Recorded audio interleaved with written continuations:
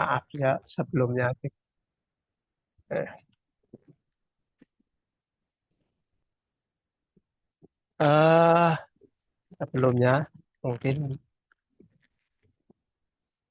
Idul Fitri itu dari bahasa Arab tentunya.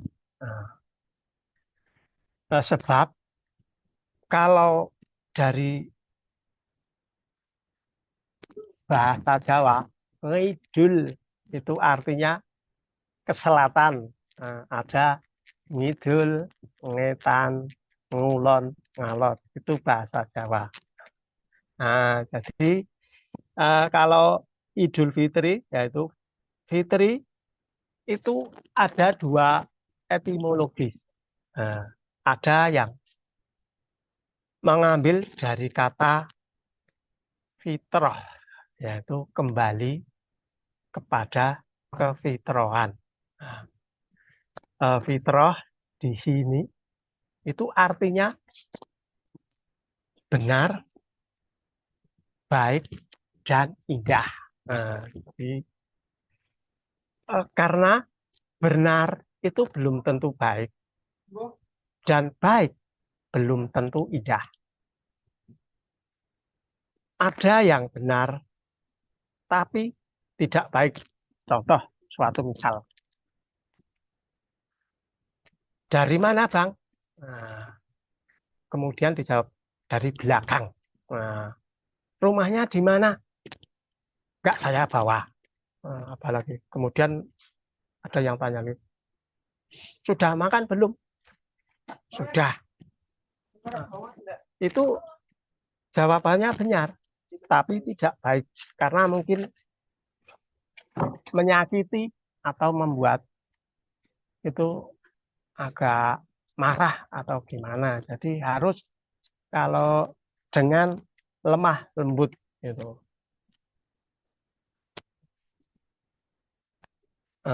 Ada baik, nggak benar juga itu. Ada yang baik, tapi nggak benar. Nah, contoh, kita kan pengen menolong, suatu misal pengen menolong orang yang kurang mampu. Itu kan tindakannya baik, tapi caranya tidak benar. Suatu misal mencuri atau merampok. Nah, itu ada niat baik, tapi nggak benar. Seperti itu contohnya. Nah, Robin Hood itu bagus menolong orang miskin, tapi caranya yang harus benar. Nah, karena banyak yang baik tidak benar, ada juga yang benar tapi caranya tidak baik. Nah, yang ketiga indah itu. Indah itu dalam kita mengimami sholat itu tidak hanya baik dan benar, tapi perlu keindahan. Suatu misal begini. Bismillahirrahmanirrahim. Alhamdulillahirabbil alamin. Nah, itu contohnya. Itu harus yang harus dengan keindahan. Jadi Bismillahirrahmanirrahim. Alhamdulillahirabbil alamin. Ar-Rahmanirrahim. Malik Yaumiddin. Nah, itu salah satu contoh. Nah, itu baik, benar, dan indah. Nah, yaitu salah satu contohnya. Nah, ada juga, walaupun indah, juga harus benar. Nah, suatu misal, kita itu senang dengan musik-musik dangdut atau musik keroncong. Nah, itu kan indah. Nah, terus kita sambil ngibadah, sambil sholat, kita sambil bergoyang-goyang mendengarkan musik. Nah, itu kurang tepat. Walaupun indah, itu juga harus benar. Nah, itu. Ada juga yang yang mengartikan fitri itu iftar, yaitu buka. Nah, satu Syawal itu dilarang berpuasa. Pokoknya hari makan hari makan sedunia. Jadi iftar itu fitri, buka. Jadi malah tidak boleh orang yang berpuasa itu di satu Syawal itu nggak boleh. Jadi harus pas hari satu Syawal kita harus makan. Jadi makan dalam arti kalau biasanya pagi kan sahur dengan Idul Fitri, nah, itu kita pagi-pagi makan, kemudian sholat riaya di lapangan. Itu kemudian caranya. Mungkin setelah dalam setelah sholat itu kan mungkin pulang pulang di dalam rumah kita mendapatkan ketupat. Nah, kan memasak ketupat itu kalau dalam orang Jawa itu kupat itu laku papat, artinya ngaku lepat. Nah, ngaku lepat itu merasa bersalah. Jadi kita itu sebagai orang itu jangan merasa betul. Jadi paling bagus harus merasa salah. Harus mau minta dan memaafkan. Adapun laku papat itu yaitu satu, lebar. Lebar yaitu selesai berpuasa. Kita atau menyelesaikan berpuasa pas hari itu, lebaran itu. Jadi kita setelah selesai berpuasa, kita menyelesaikan, lalu bersyukur, menjadikan hati kita lebih damai, tenang, kembali pada suci, damai. Kemudian yang kedua, luber. Luber itu berbagi, artinya gitu itu berbagi bukan hanya harta benda, tapi kebaikan. Berbagi dalam arti bisa kalau orang tua bisa nyangoni anaknya, nyangoni cucu-cucunya. Kalau juga bisa kalau dengan tetangga berbagi makanan, di dalam meja-meja dikasih makanan dan minuman dan lain-lain. Nah, itu berbagi itu jadinya. Yang ketiga yaitu lebur. Lebur itu meleburkan. Jadi dosa dosa dan perbuatan kita itu kita di hari Fitri ini dileburkan, dihapuskan semua dosa-dosa yang sudah diperbuat. Yang terakhir yaitu keempat, labur. Labur itu kalau orang dulu itu seperti kita mengecat tembok itu, tapi labur itu dari gamping karo dalam. Jadi artinya memperbaiki diri kan tujuannya melabur kan kita memperbaiki suatu misal rumah, jalan-jalan, itu supaya kelihatan putih, rapi dan bagus. Nah, itu labur itu. Jadi artinya kupat itu jadi ada empat tadi. Lebar, luber, labur, lebur itu. Jadi itu artinya seperti itu. Dan kupat itu asalnya itu dari janur. Janur ki kalau di Perdesaan itu dari pohon kelapa yang pucuknya itu. Janur itu artinya Ja'an-nur. Artinya itu kita itu mendapatkan nur cahaya. Jadi kita itu kedamaian. Jadi kita itu hati kita itu bercahaya. Maksudnya kedamaian janur. Gitu pastinya. Maksudnya kan begitu. Dan membuat kupat itu kan dilipat-lipat itu supaya rapi, dan diselang-seling itu ya supaya nanti nggak cepat rusak. Itu diselang-seling. Kemudian setelah itu kalau mau dijadikan ketupat kan diisi dengan beras. Beras itu harus beras merah, harus beras putih, bukan beras ketan, bukan beras merah dan lain-lain. Maksudnya beras merah adalah itu kan beras merah, maksudnya beras putih. Kan tadi harus dengan menggunakan beras putih bikin ketupat itu supaya hati kita itu putih, jadi mencerminkan keputihan berasnya itu. Itu seperti begitu. Setelah jadi kupat kan itu dimakan bukan cuma sendiri.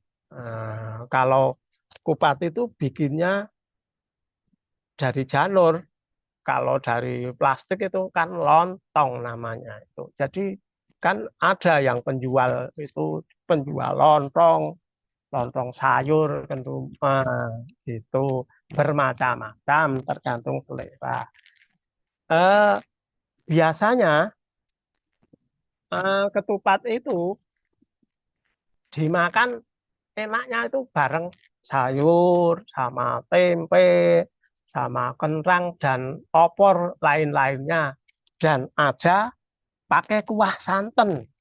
Maka ada yang bilang itu kalau orang Jawa kupat didudui santen, menawi lepat kula nyuwun pangapunten. Itu kan suatu kita itu permohonan meminta maaf. Kupat janure tuwa menawi lepat kula nyuwun ngapura. Itu adalah suatu permintaan kita itu minta maaf. Jadi dengan benar-benar tulus. Dan kemudian ada juga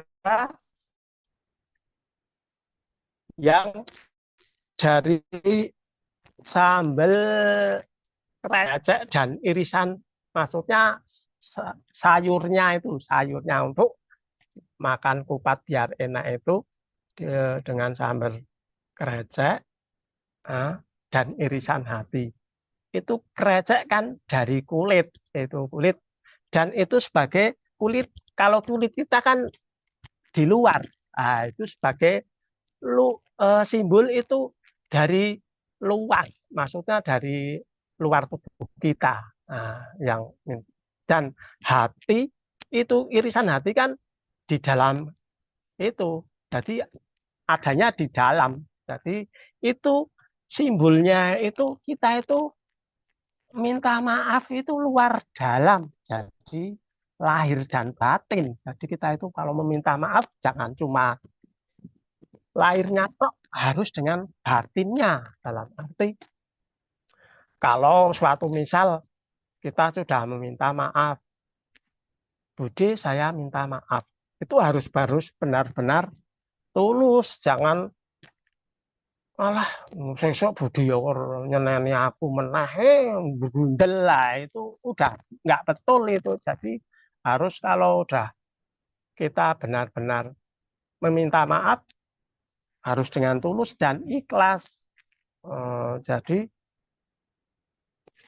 nggak perlu terus berpikir yang lain-lain, eh, pikiran macam-macam yang akan mengotori hati kita lagi. Karena setelah kita itu 1 bulan kita itu digembleng, mungkin secara spiritual itu digembleng.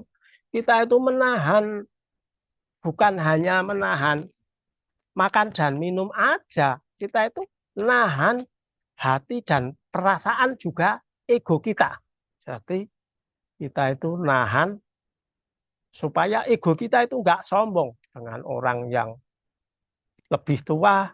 Kita itu, apalagi orang yang lebih bodoh, itu jangan kita itu menganggap diri kita itu paling benar atau paling pintar, itu kurang benar. Nah, jadi harus kita tahu benar. Dimanapun bumi berpijak, langit pun kita junjung. Dalam arti harus dimanapun tempat kita itu harus selalu rendah hati, rendah hati. Itu jadi kalau orang Jawa bilang itu harus ngelembah manah atau ramah. Kan mungkin ada orang yang dengan kepinterannya melebihi rata-rata orang, yuk nggak mau bergaul dengan si A, nggak mau itu keluarga sini, wah keluarga terpandang, terus main ke tempat saudara ini, wah itu udah nggak bisa. Yang seperti itu nggak tahu makna Idul Fitri itu. Jadi seharusnya kan dengan Idul Fitri kita kembali ke fitrah. Nah, jadi kembali kepada diri kita, bahwa diri kita itu sebetulnya itu di hadapan yang di atas sana itu nggak ada apa-apanya. Kita itu mudah sekali kalau memang di atas sana itu mau mencelakakan kita itu, alah, ibarat saraf kita itu dipotong 5 aja itu, wah udah kita kelabakan, nggak bakal mungkin teringat apa-apa. Apalagi kalau kaki kita itu dibikin kesleo aja, kadang-kadang sakitnya ngoyoworo, atau gigi kita kadang-kadang ada yang sakit. Nah, itu wah sambatnya bilang, wah 1 hari rasanya seluruh badan sakit semua begitu. Jadi dengan adanya Idul Fitri dalam ajaran Islam, kita untuk diwajibkan untuk saling memaafkan, saling minta maaf. Jadi yang tua itu juga minta maaf, yang muda juga minta maaf. Jadi semuanya itu harus saling maaf dan memaafkan. Yang muda juga mau memaafkan pada yang tua. Kadang-kadang setiap hari kok sering diunek-unek, sering dikata-katai ya kadang-kadang. Nah, kalau yuk ada juga yang anak itu sering ngata-ngatain orang tua yang udah lanjut usia, itu juga ada. Loh, namanya orang tua kan kadang-kadang udah kalau berumur lebih dari 70 tahun kan udah ada peradangan di otaknya, itu jadi sering lupa mungkin itu dan lain-lain juga sebagainya. Suatu misal aja, mungkin anaknya barusan ngasih makanan ke orang tua. Makannya makan lalu dimakan. Makanannya kan tentu yang enak-enak dan dimakan. Baru aja habis, nah itu ada orang tua yang, saya kok dari tadi sampai saat ini kok belum dikasih makan. Lah, padahal itu piringnya aja masih di dekatnya. Lah itulah namanya orang tua. Makanya kita sebagai yang anak yang lebih muda harus menyadari dan mengerti sifat orang tua itu memang kalau sudah lanjut usia kembali seperti kecil, seperti anak kecil begitu. Jadi kita harus menyadari juga kita besok itu juga akan tua seperti itu. Makanya sebelum kita tua, kita semua harus menanam kebaikan. Karena kebaikan yang kita tanam itu akan kita tuai. Jadi kita tuanya nggak tahu. Kapan tuanya kan nggak tahu. Yang di atas sana, yang maha tahu, termasuk rencana kita juga.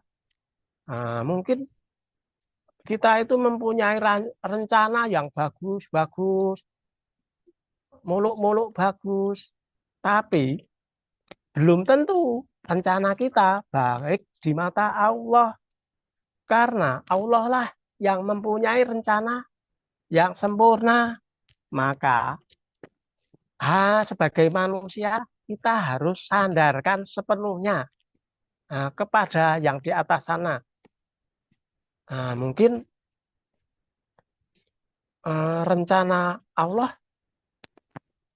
lebih baik bagi kita.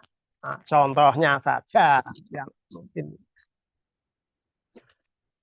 kita mau pergi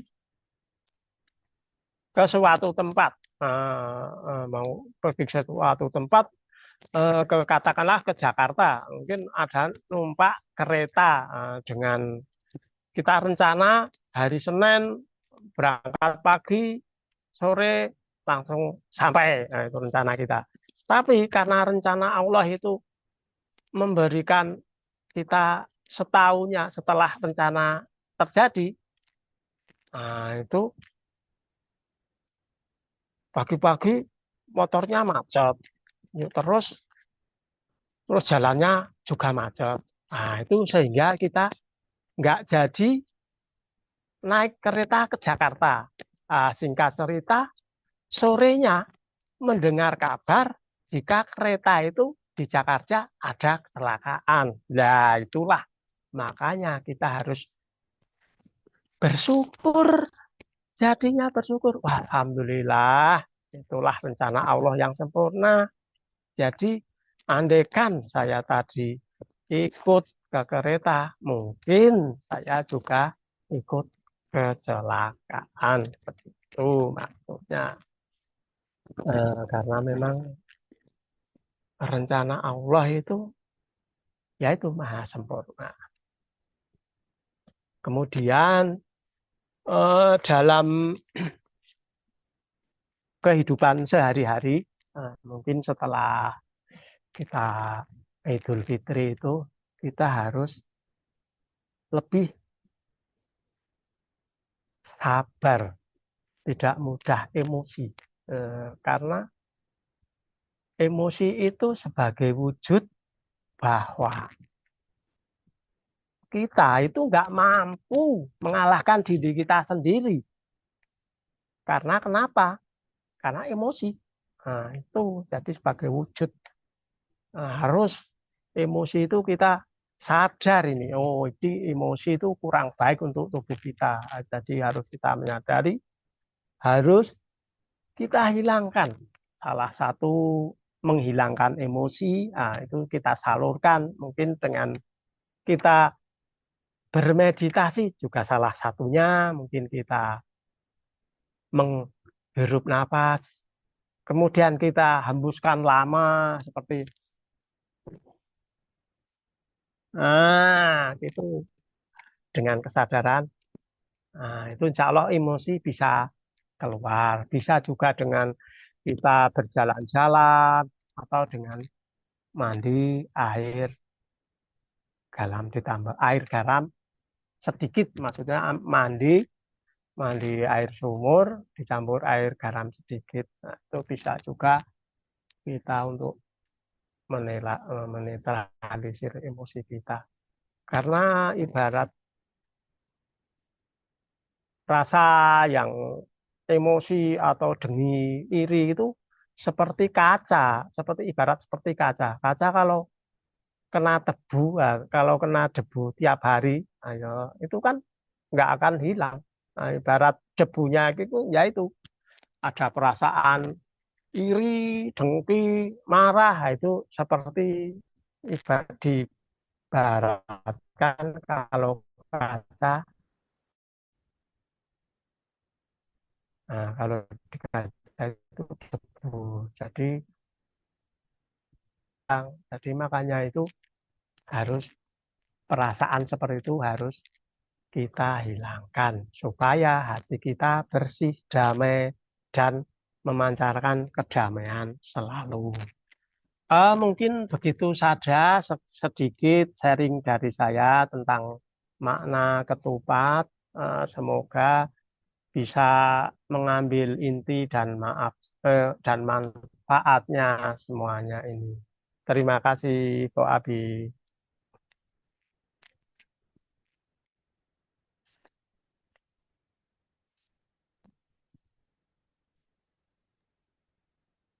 Terima kasih Pak Yatono atas bimbingannya.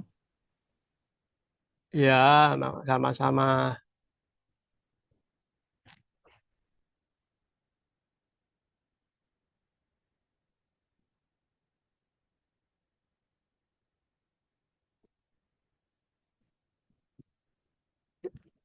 Iya, Bu.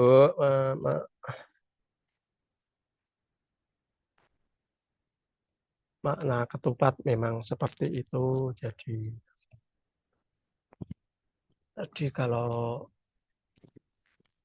orang Jawa itu ya memang begitu, filosofinya itu bermacam-macam itu. Jadi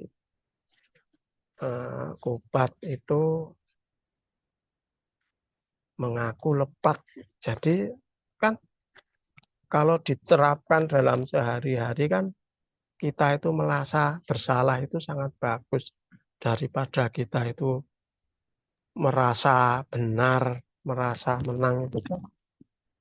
Dengan kita merasa salah atau lepat kan kita bisa minta maaf.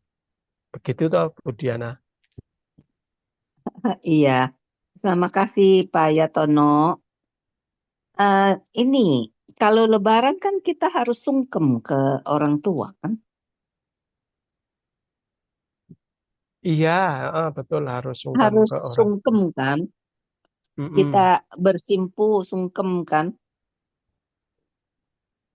Jadi Iya, sungkem itu kan kita harus iya bersimpu kan duduknya, sungkem ke orang tua kita kan. iya itu sebagai wujud kita patuh dan menghormati orang tua. Jadi kita itu Zaman sekarang sungkem. masih banyak nggak orang yang sungkeman sama orang tua? Masih kalau di tempat saya masih. Itu jadi yang kalau sebagai orang tua duduk di kursi, Bangku, kemudian iya, si anaknya itu di lantai. Jadi sungkem. ibaratnya seperti Iya, itu. iya Kalau betul sungkem. sungkeman Masih ya seperti itu sekarang masih ya. masih kalau di tempat saya masih eh, jadi sungkeman seperti itu masih. Bagus. Heeh. Kalau anak muda sekarang kan jarang yang sungkem ya. Iya, karena udah dianggap apa ya tradisinya udah nggak zamannya atau gimana. Udah luntur tradisi atau seperti kebudayaan seperti udah luntur itu. Mungkin karena ya menanamkan rasa seperti itu kan sejak dari kecil tadi diajari anak itu harus tahu sama orang tua harus lebih menghormati kan kadang-kadang kurang pengajaran jadi jur nggak tahu wah ini Bu Popi masih anu kok ini ya juga. Di tempatnya ah, ah, Bu Pepi ini juga masih berarti tradisinya masih bagus itu. Ini Bagus dari dong. mana ini Bu Pepi ini? Bu Pepi Febriati itu aslinya dari mana kok masih ada tradisi seperti itu?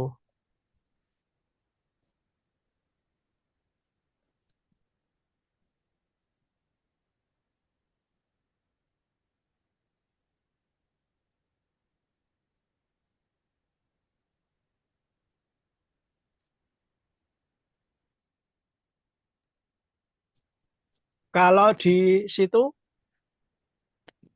nggak ada ya Bu Diana. Oh, kalau di sini kayak nggak ada, nggak tahu juga dah tuh. Heeh. Aku lihat Oh, ya. di sini masjid eh, Oh masih. ada, tapi bentuknya kayak Hmm. rumah biasa. Tidak ada onde-ondeknya, tidak ada kubahnya gitu. Masjid di sini Oh nggak ada kubah. Segi empat seperti gitu langgar kagak. ya. Iya, kalau di Indonesia kan ketahuan masjid mah lihat aja kubahnya. Seperti Kalau di sini enggak. langgar. Eh, Oh, eh, iya, di sini nggak ada kubahnya. Itu disebut kubah kan? ada mustokonya. Heeh. Itu disebut kubah atau bukan? Saya nggak ngerti itu. Saya bilang yang Oh, bulat-bulat di atas masjid itu nggak ada. Eh, Tapi teman saya oh yang ya ya dari ya. negara-negara lain ada yang Islam. Nanti besok saya tanya kalau Lebaran sungkem apa enggak. Hmm. Ada banyak sih yang ada berapa orang dari negara lain. Su- Kayak Iran kan masih Islam. Iran sama berapa negara tuh Iya masih iya iya. Islam.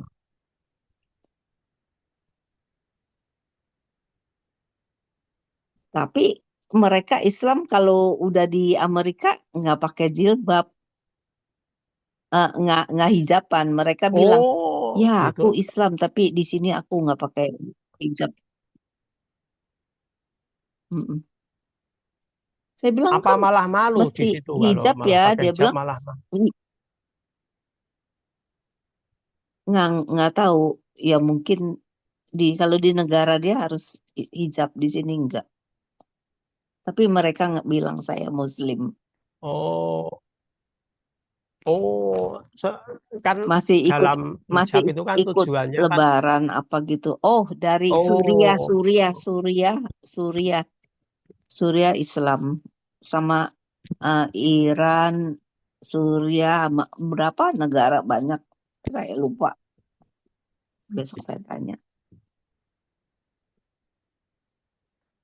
ya kan Masih puasa sebetulnya tuh. hijab itu maksudnya kan untuk menutupi auratnya kok Bu. Jadi kadang-kadang mungkin ya kalau dalam ajaran itu kan kalau si ibu atau si cewek yang memperlihatkan auratnya ke orang lain yang bukan muslimnya kan itu dosa gitu loh Bu. Maksudnya itu tujuannya kan itu.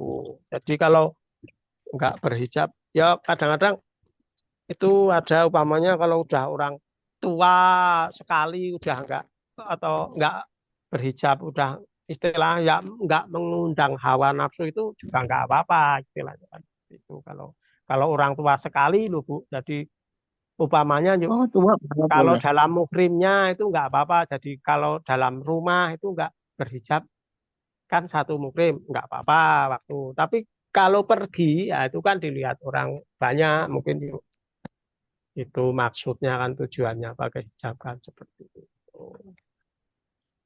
Menutup aurat, nah itu Ya, kan yang boleh Iya, dulu. diperlihatkan itu cuma telapak tangan itu kalau aurat wanita itu sama kayak. Pak Yatono, Iya Pak Pak WB. Yatono, Ya, itu itu Bu Maria tanya itu kalau nggak ada janur itu supaya ada di oh mana? ya, Nah, ya heeh. itu tolong dijelaskan terus sama Bu Pepi dari Sunda itu udah dijawab. Oh iya maka ini makasih Bu Maria ini. Ini kalau nggak ada janur itu bisa kok beli di online itu ada yang kadang kalau pamannya kemarin pesan ada yang aku juga pengen janur tapi aku harus bisa le buat ora upamane kalau di tempat saya kan ada kalau nggak ada janur pakai daun gebang itu untuk bikin kerajinan serat alami itu juga bisa. Eh, pakai janur. Tapi kalau tidak ada janur, ya itu mungkin beli di online, di Shopee itu juga bisa. Kalau pakai bikin pakai plastik kalau lontong itu kan kita tahu sebetulnya plastik ikut dimasak sama nasi itu yang bahaya mikroplastiknya itu nanti kita Iya, nggak boleh. konsumsi itu paling bahaya itu. Ah, paling bahaya itu. Mendingan pakai besek udah sekalian. Ah, ah. Besek lebih aman. Karena mikroplastik itu nggak kelihatan Iya, kita. betul, betul. Tapi karena Tapi Kalau kalau pakai besek itu tetap harus dilapisi pakai daun pisang. iya, betul, betul. Kalau nggak Ya, ada bau daunnya. betul. Nah, Heeh, itu harus dilakukan iya, berapa ya? Empat, empat apa? Dua lapis iya, kanan, atas iya. bawah Biar atau kanan biar kiri. bau biar bau daun pisang juga, Pak. Iya, Nah, sebetulnya lontong sama ketupat, setahu aku sehat ketupat karena nggak pakai apa-apa. Kalau lontong itu masih pakai, kalau di Jakarta ya lontong masih pakai obat loh. Pakai itu hmm, ada campur borak sedikit loh. Mbak, itu kalau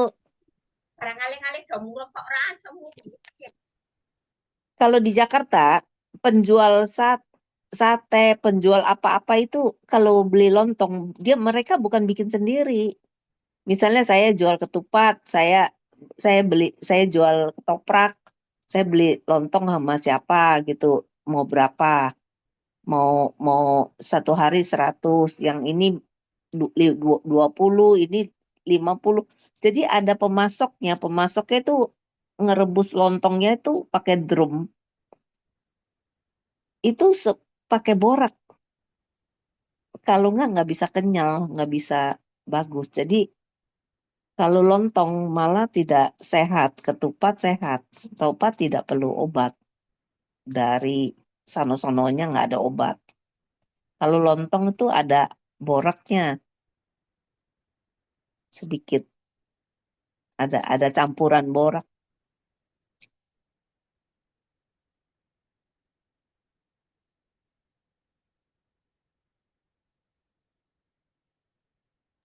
itu ada pendapat dari Bu Maria pakai bleng juga bisa itu nampaknya.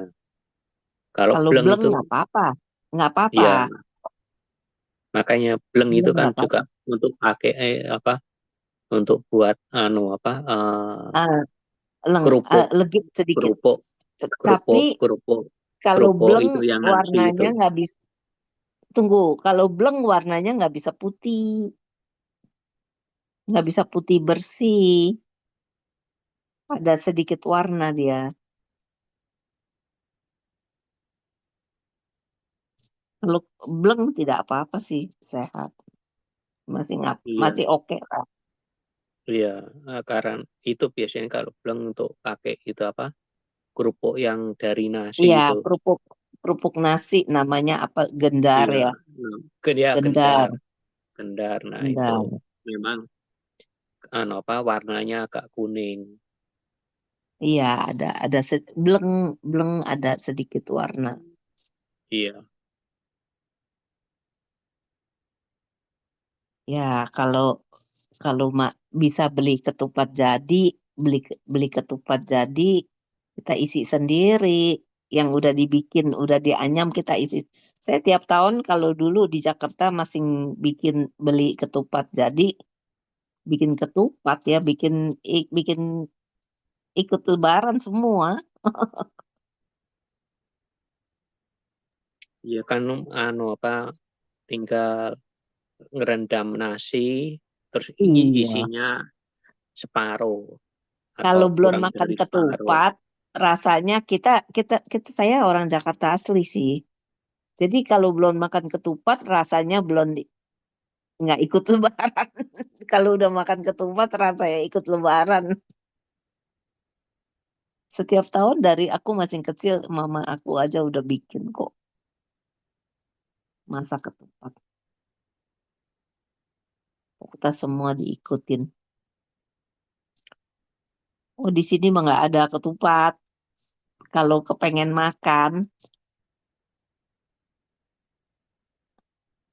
aku di sini mah nggak ada ketupat. Mau cari di mana janurnya? Kalau Oh, nggak ada tuh, Bu. nggak ada, Itu ada daun anu pisang pohon tapi kelapa nggak ada, pohon kelapa. nggak ada, nggak ada. Adanya Oh, impor. Yang wah di ya. sini suka apa? Pandan. Pandan semuanya frozen. Pandan asli Oh, nggak ada. Sama ya daun ya ya. salam. Daun salam asli nggak ada. Yang bumbu lain semua ada. Hmm. Kencur malah ada loh. Oh ya ya ya. Eh, lengkuas